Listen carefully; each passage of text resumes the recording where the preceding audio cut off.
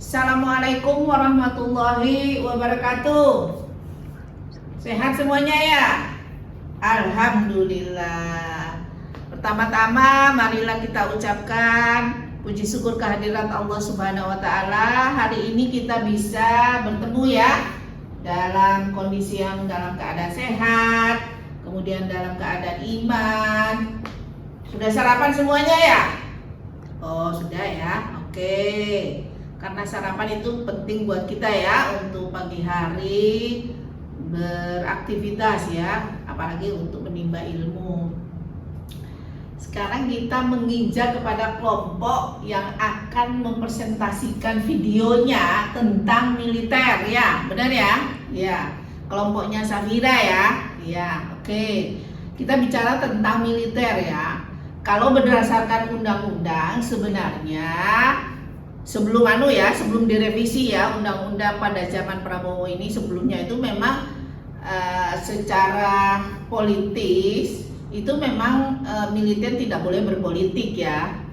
Tapi kita tahu bahwa pada masa pemerintahan Soeharto atau masa Orde Baru itu militer sangat berkuasa dan dominan ya, karena ada beberapa kebijakan-kebijakannya dan terutama apa? Coba siapa tahu? Dwifungsi ABRI. Jadi Soeharto mengeluarkan kebijakan dwifungsi ABRI. Apa itu? Dwifungsi ABRI itu selain militer sebagai penjaga keamanan, dia juga sebagai kekuatan sosial politik, sehingga militer atau orang-orang yang aktif masih menjadi katakanlah orang aktif itu, militer aktif itu terjun ke dalam bidang politik. Apalagi dengan trilogi pembangunannya Pak Harto ya, pemerataan, stabilitas, pembangunan. Nah, pemerataan stabilitas di sini itu diserahkan kepada militer untuk memegangnya atau untuk mengimplementasikannya. Apalagi pada zaman Soeharto kita juga mengenal ada ABG. Apa itu ABG? ABRI, birokrasi dan Golkar. ABRI di sini atau TNI waktu itu masih gabung ya dengan Polri, itu memegang kekuasaan untuk apa? Stabilitas ya, untuk stabilitas politik. Tapi sesungguhnya tidak hanya untuk menjaga stabilitas juga ya, tapi persoalan sosial yang lainnya juga ditangani, tapi khususnya untuk menstabilkan. Intinya ABG itu semua keputusan politik itu semua juga diserahkan atau melibatkan militer. Apalagi Calder Jackson juga mengatakan hampir sama ya, sistem politik Indonesia dengan sistem politik Thailand pada waktu itu yang masih dipegang oleh militer, bahwa sistem politik Indonesia itu politik birokrati. Artinya apa? Sistem politik masyarakat politik birokratik ini artinya semua keputusan politik itu diambil atau diputuskan oleh para perwira militer dan birokrasi. Nah, apalagi ada ABG-nya kan? Birokrasi ABRI, birokrasi dan Golkar gitu ya. Jadi bagaimana dominannya militer pada waktu itu atau di bidang politik itu bisa kita lihat pada masa pemerintahan Soeharto atau masa era Orde Baru. Nah, saat ini bagaimana?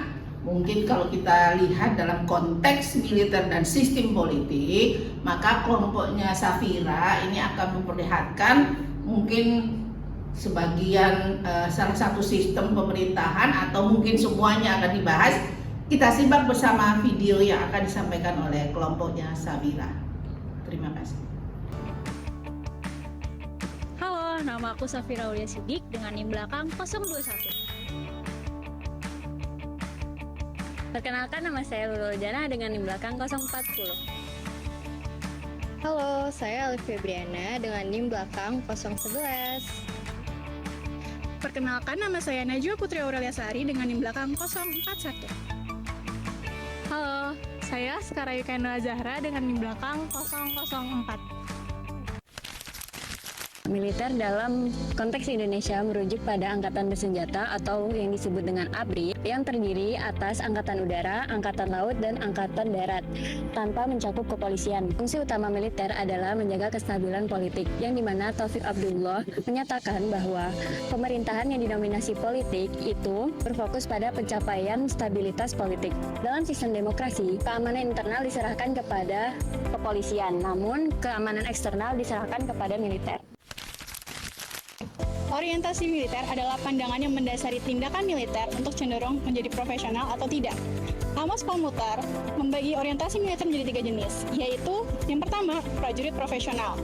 Biasanya tentara tipe ini ada di negara dengan sistem politik yang stabil, kayak negara industri kapitalis, tapi ternyata dulu juga pernah ada di negara feodal seperti Prusia dan Rusia. Menurut Huntington, prajurit profesional itu dibagi jadi 2. Yang pertama klasik, di mana tentara jadi pelindung negara di bawah kendali sipil.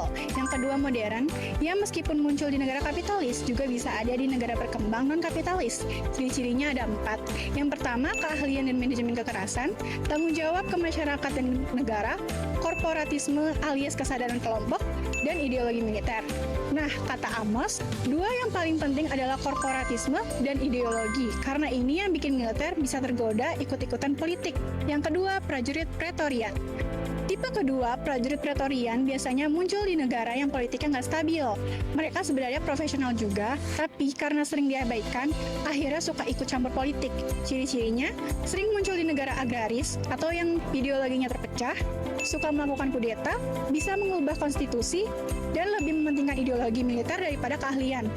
Pretorian ini terbagi menjadi 2. Yang pertama historis, kayak di Romawi, menjaga kekuasaan kerajaan. Yang kedua modern, yaitu militer yang aktif dalam pemerintahan dan kadang menguasai badan eksekutif.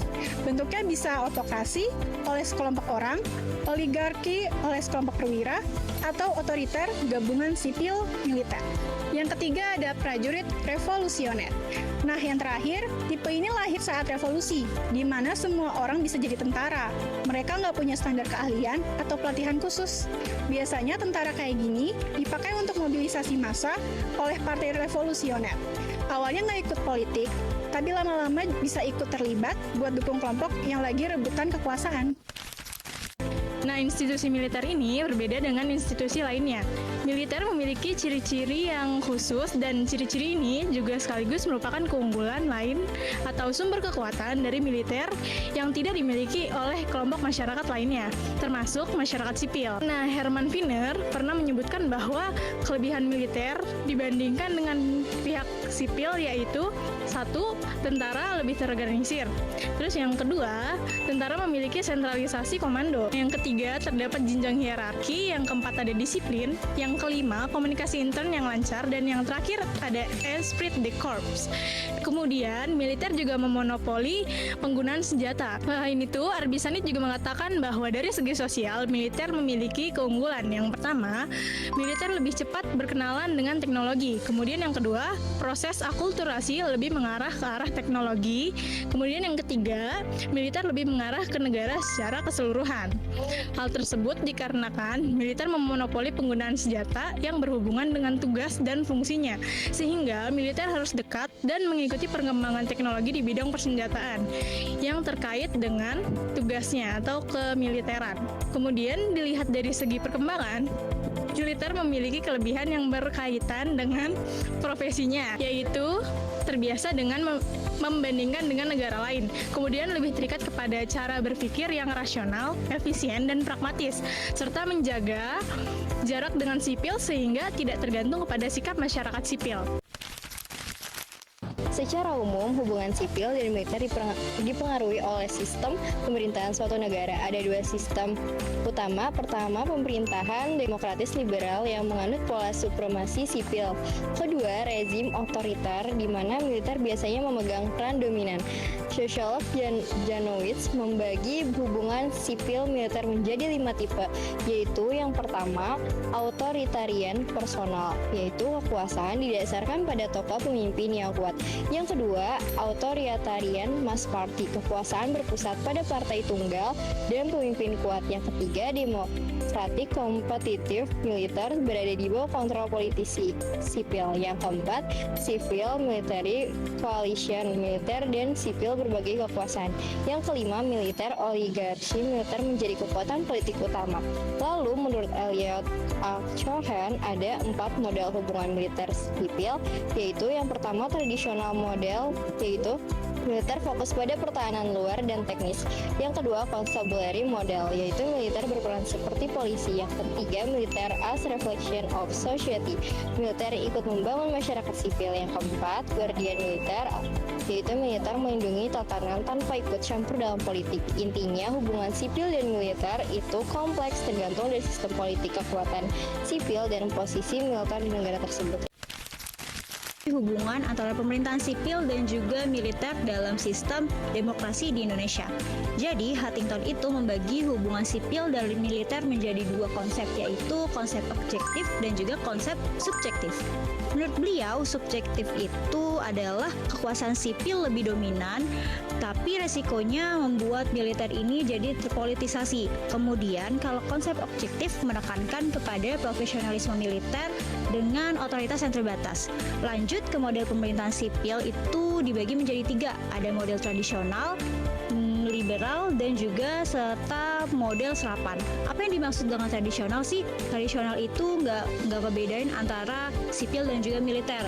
Kemudian kalau liberal itu hubungan antara militer dan sipil ini sama-sama ada pembagian tugasnya masing-masing. Kemudian kalau model serapan, di mana sipil ini menempatkan orang-orangnya dalam tubuh militer. Lanjut, Northinger mengidentifikasi 3 model lain, yaitu Praetorian, pengawal Praetorian, dan juga penguasa Praetorian. Nah, apa sih yang dimaksud dengan Praetorian? Model Praetorian ini berarti sipil berkuasa di bawah kendali militer. Kemudian, pengawal Praetorian adalah militer mengambil alih sementara, dan juga penguasa Praetorian itu memiliki militer ini menguasai pemerintahan secara otoriter. Dan juga ada menurut Talcott Person, ini ada 3 faktor yang memicu keterlibatan militer dalam politik, yaitu kelemahan struktural, kemudian perpecahan kelas sosial, dan rendahnya sumber daya. Di Indonesia, pembentukan militer itu ada 3 masa, yaitu ada masa penjajahan, masa gerilya, dan juga pasca masa kemerdekaan. Faktor-faktor inilah yang membentuk hubungan militer dan sipil ini menjadi rumit. Alasan militer dalam suatu negara terjun ke dalam politik bisa dilihat dari sejarah terbentuknya. Sejarah pembentukan militer dapat dikategorikan menjadi 3. Yang pertama, pembentukan militer masa gerilya, masa penjajahan, dan masa kemerdekaan. Nah, cikal bakal militer di Indonesia itu awal mulanya terbentuk ketika masyarakat sedang menghadapi serangan musuh dari luar atau masa gerilya. Nah, dalam posisi ini, masyarakat atau negara membutuhkan tenaga yang mampu mengangkat senjata untuk membela negaranya, seperti saat Indonesia menghadapi Belanda dan Jepang. Kemudian sumber rekrutmen militer Indonesia saat itu ada 4. Yang pertama, mantan peta atau pasukan pembantu yang dilatih oleh Jepang. Yang kedua, mantan kenil atau tentara koloni Belanda. Yang ketiga, laskar atau pemuda yang dapat latihan militer dari Jepang selama masa pendudukan. Dan yang terakhir, orang yang tidak berasal dari ketiga kelompok di atas. Nah, militer Indonesia dibentuk pada saat gerilya. Jadi, militer Indonesia cenderung terjun ke dalam politik. Hal ini terlihat pada masa Orde Baru yang dipimpin Presiden Soeharto selama 32 tahun. Awal keterlibatan militer di Indonesia terjun ke dalam politik itu bisa diurut dari beberapa hal berikut ini. Yang pertama, ada pembentukan Dewan Nasional. Yang kedua, konsep jalan tengah yang digagas oleh A.H. Nasution pada tahun 1958. Dan yang terakhir, konsep difungsi ABRI tahun 1965 dalam Seminar 2 Angkatan Darat di Bandung. Pada masa transisi politik Indonesia tahun 1957 sampai dengan 1959, militer mulai tampil sebagai kekuatan politik. Mayor Jenderal A.H. Nasution sebagai KSAD berupaya menghilangkan kelemahan politis dalam tubuh TNI dan mencari dasar hukum legitimasi bagi keterlibatan militer dalam urusan non-militer, khususnya politik. Konsepsi dari Presiden Soekarno menimbulkan polarisasi politik di masyarakat, serta penolakan dari beberapa daerah yang menyatakan darurat perang. Presiden Soekarno kemudian menetapkan keadaan darurat yaitu SOB yang memberikan legalitas bagi militer untuk berperan dalam politik. Setelah kegagalan pembentukan kabinet oleh Suwirjo, Soekarno membentuk sendiri kabinet kerja dengan Ir Juanda sebagai Perdana Menteri. Kabinet ini mengurangi pengaruh partai politik dalam parlemen serta memperkuat posisi presiden dan militer khususnya TNI Angkatan Darat. Dewan Nasional dibentuk berdasarkan perwakilan golongan fungsional termasuk militer yang semakin memperkuat peran TNI dalam politik. Dewan ini dianggap Soekarno lebih mewakili masyarakat daripada parlemen. Pada masa Orde Baru, militer tidak hanya bertugas di bidang pertahanan, tetapi juga aktif dalam politik dan pemerintahan. Hal ini didukung secara hukum dan praktik. Beberapa bentuk keterlibatan itu antara lain: 1. Menduduki kursi di DPR lewat jalur pengangkatan sesuai aturan Susduk DPR atau MPR. Yang kedua, berperan melalui Golkar sebagai stabilisator dan dinamisator politik, sekaligus mendorong lahirnya kekuatan politik dominan. Yang ketiga, mengisi jabatan penting di pemerintahan, baik oleh anggota TNI aktif maupun purnawirawan. Yang keempat, diberi peluang oleh Soeharto untuk meningkatkan kesejahteraan keluarga TNI. Yang kelima, melaksanakan program ABRI Masuk Desa atau AMD sebagai bentuk modernisasi di daerah tertinggal.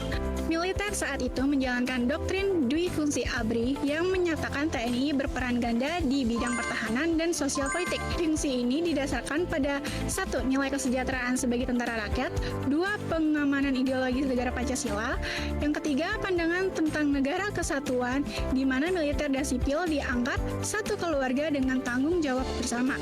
Dengan konsep ini, TNI menjadi bagian penting dalam sistem kekuasaan Indonesia dan tampil sebagai power elite di era Soeharto.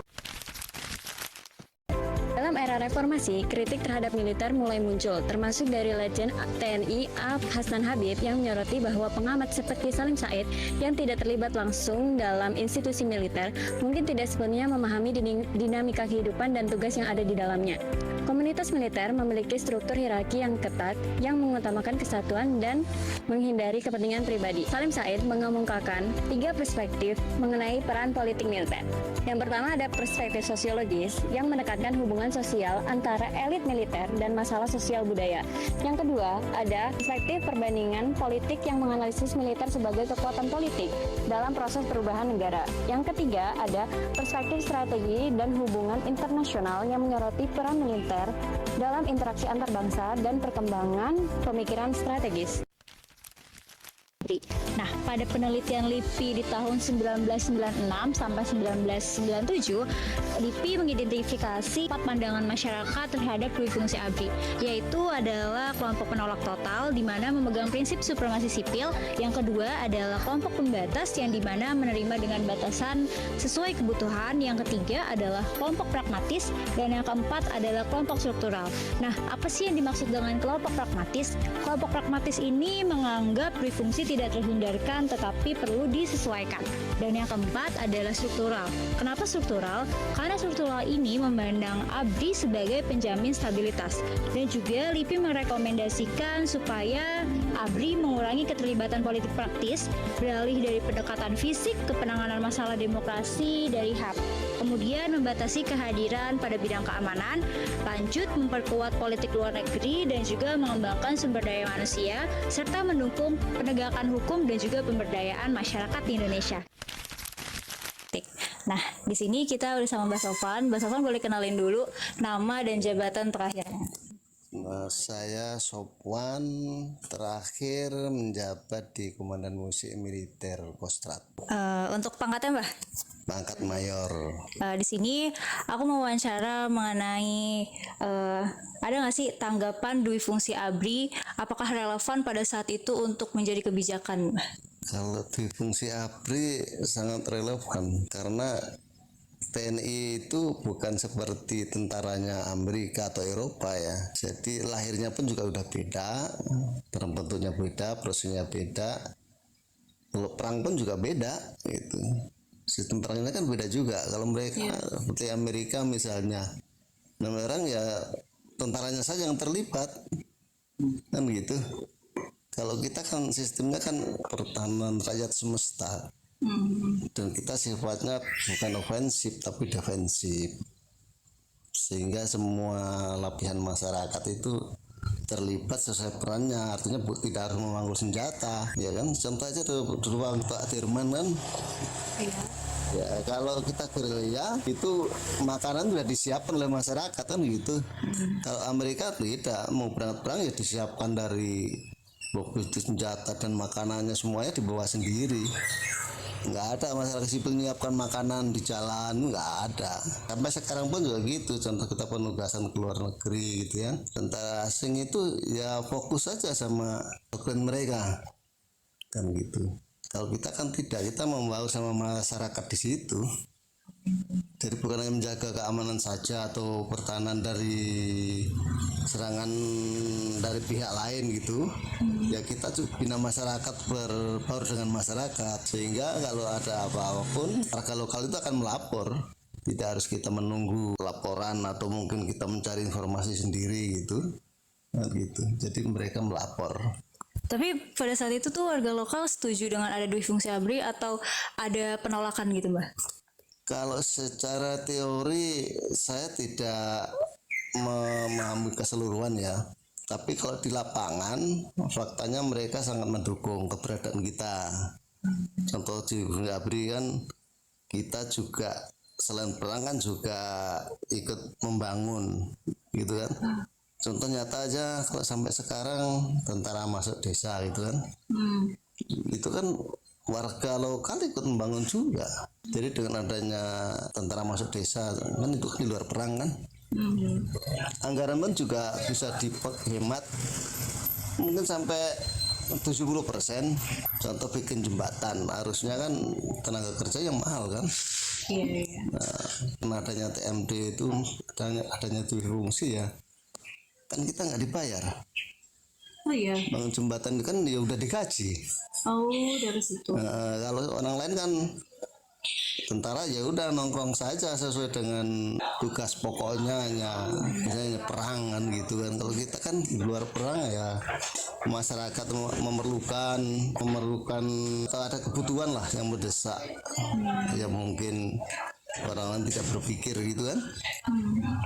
Ya kita memikirkan karena tahu sendiri kalau tentara kan di kota ada, di pelosok pun juga ada, jadi dia juga memahami betul kan gitu. Seperti ada Babinsa gitu kan. Nah, Babinsa kan menyerap apa yang dibutuhkan oleh masyarakat. Ya coba kalau misalnya nggak ada dui fungsi, mau melapor kemana, dia kan birokrasinya sangat panjang kalau di Indonesia itu kan. Kalau tahu sendiri TNI kan secara organisasi kan karena organisasi terbaik di Indonesia katanya gitu kan, sehingga ada apa-apa itu cepat gitu dengan adanya Babinsa gitu, atau adanya komando teritorial lah kasarnya gitu. Terus aku mau nanya lagi, kalau gimana peran militer itu dalam pengalaman kehidupan bermasyarakat menurut Mbah? Pengalaman Mbah tentang masyarakat mengenai militer gitu. Ya kalau pengalaman saya mereka sangat positif. Iya. Kenapa positifnya? Dengan kita membaur di masyarakat mereka merasa aman, yang jelas kan gitu. Nggak tahu sendiri kalau apa ya ya namanya masyarakat kan sangat majemuk sifatnya kan. Kalau yang sekarang itu lagi ngetrennya premanisme itu contohnya kan gitu kan. Nah itu dengan adanya TNI di situ kan dia merasa aman, seperti tentara yang nggak punya rumah mungkin kos atau ngontrak di tengah masyarakat itu kan. Sangat dihargai di situ. Kalau pendapat Mbah tentang anak-anak sekolah yang dimasukin ke barak itu gimana? Anak sekolah yang dimasukin di barak kan tentu sudah dinilai kriterianya kan. Artinya mungkin orang tuanya sudah nggak mampu atau udah nggak didengar lagi sama anaknya. Kemudian gurunya pun, saya yakin kalau gurunya kan tiap hari udah ngasih tahu kan, tapi kan mungkin tidak ada perubahan. Nah, sehingga di barak kalau menurut saya sangat setuju. Karena di situ kehidupan di situ 1 kali 24 jam itu udah diatur. kamu harus berbuat apa, jam berapa, pakai apa, dengan siapa, kan gitu kan. Jadi udah diatur.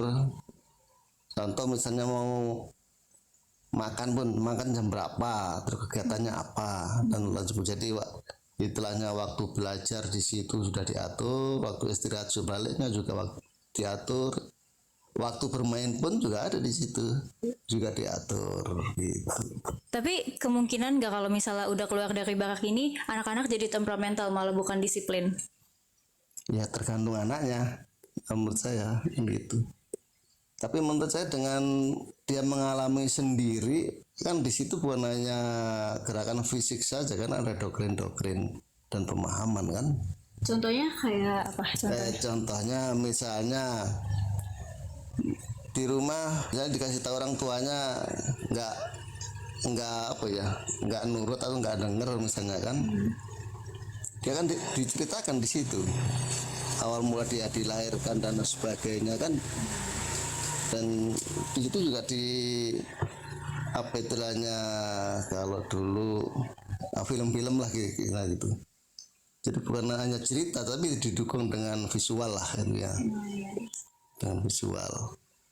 Karena beda kalau sama-sama pendidikan karakter, mungkin di pondok sama di barak militer. Kalau di pondok kan cenderung Islam. Satu apa ya, hanya agama difokus lah. Di secara fisik kayaknya kurang kalau di pondok ya.